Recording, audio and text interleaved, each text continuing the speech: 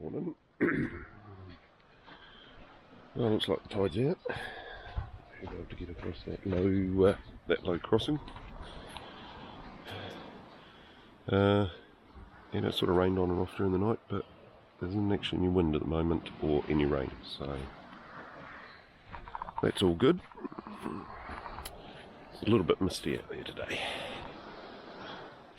out at Anchorage. So yeah, I believe over the other side of the hill, so we'll go back up the hill we went before, over the other side, straight across, and then keep walking. So awesome.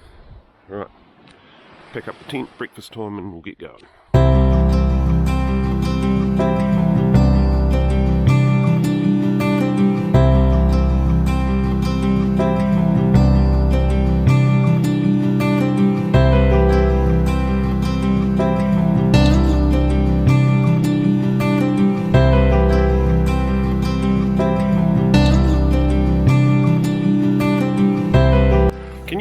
Can you fall over? Just because that'll make really good video. It'd be great on YouTube. Absolutely.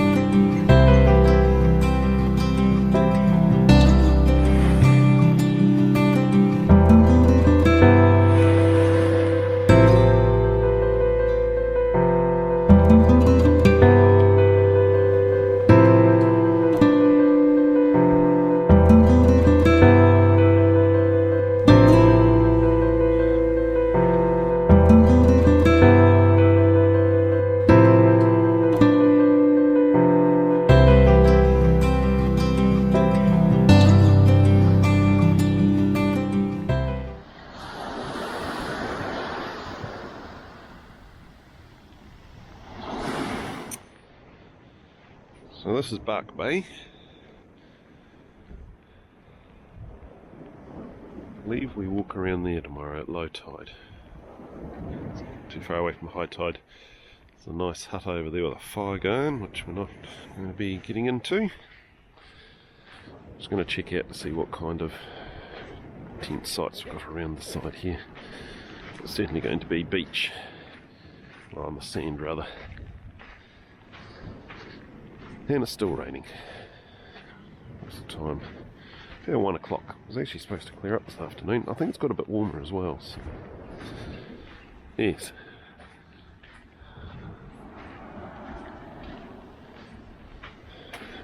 She's not too far away from high tide. Yeah.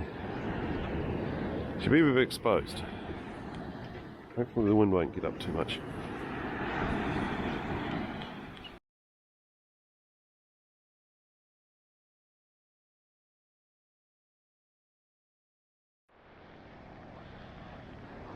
Campsite number 2.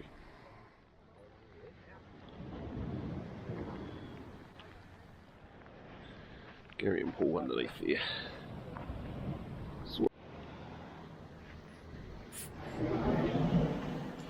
Proper flush and toilet.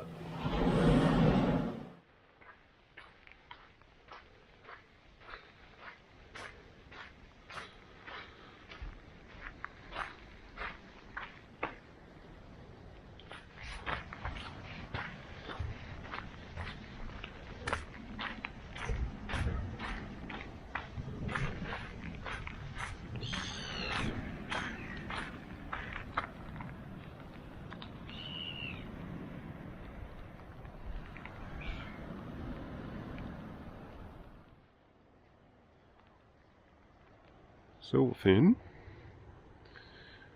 just down there. So the underside is white.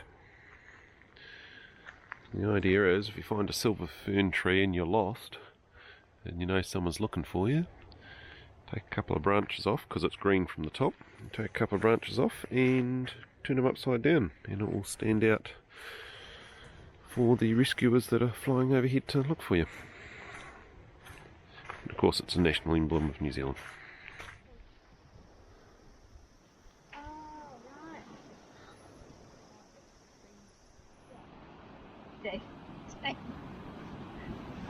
M? Oh. Hey! What are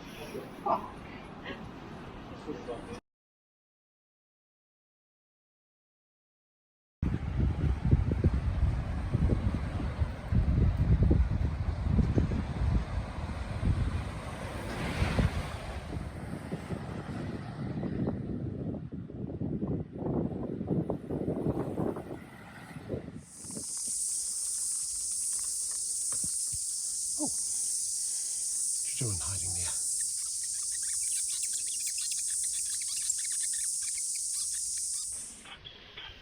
Right, as you can hear, the cicadas are out.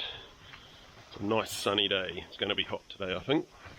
We're back to summertime weather. I think it's only supposed to get up to like 20 degrees, but I think it's going to get a bit more. So anyway, so leaving Bark Bay, you've got a low tide and a high tide crossing.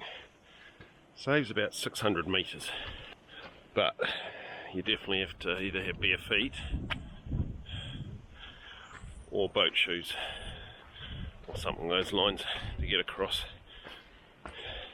Probably not good to walk over in salty water, it tends to disintegrate your equipment and stuff, so opted for the dry feet and the extra 600 metres, but that's just getting across the inlet at Bark Bay. As I said, another 20 minutes up the track we've got a tidal crossing that we have to do at low tide. There is no high tide. Well, you could probably do it at high tide, you'll just get very wet. So it's just up over the hill.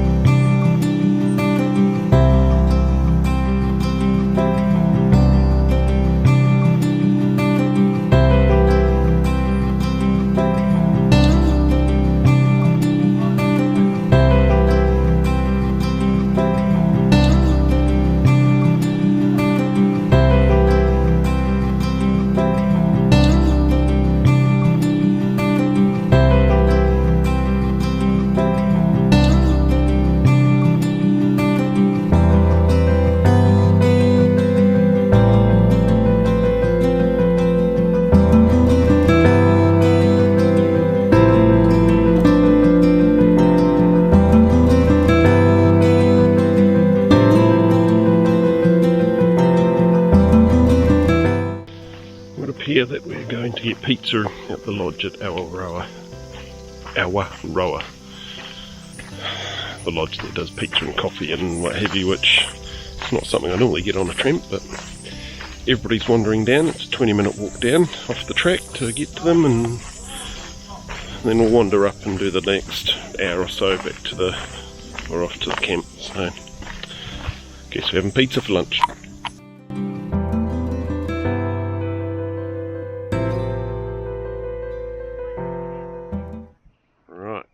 So, over in the distance there,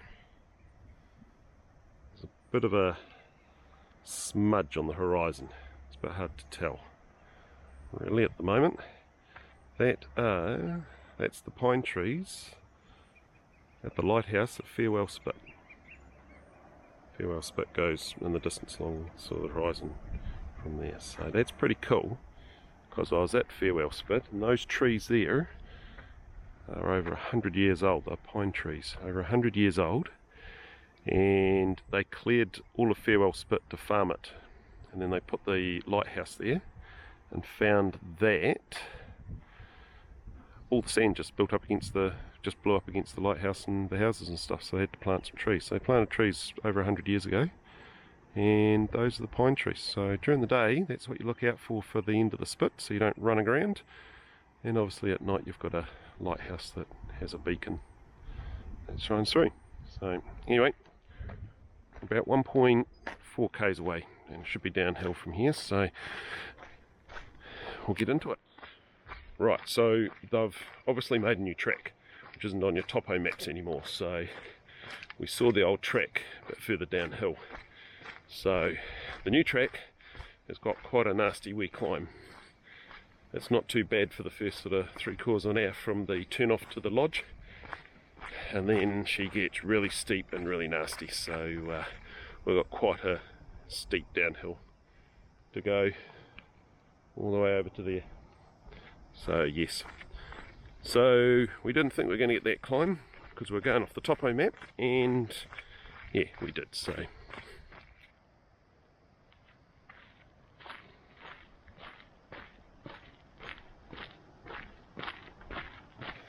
sorry, I forgot to say, there's a low tide track. So where we were at the lodge, if you just go down to the beach and walk along through there,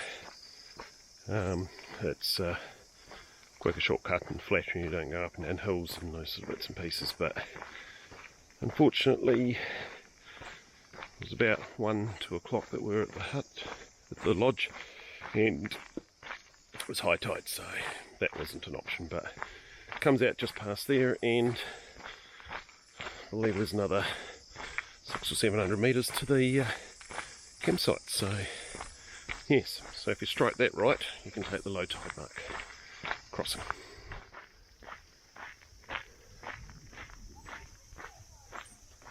think this is us.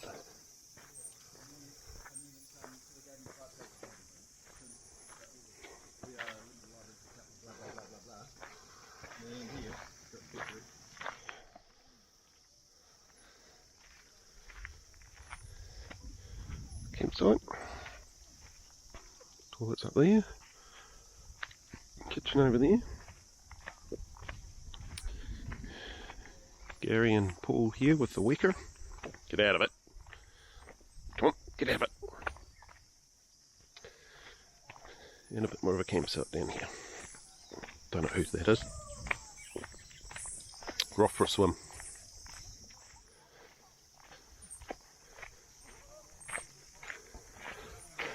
The girls are a bit chilly.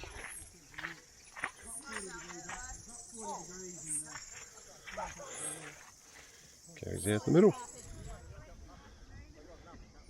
It's the hut. I assume we go from the yellow marker, oh yeah, over to the triangle tomorrow.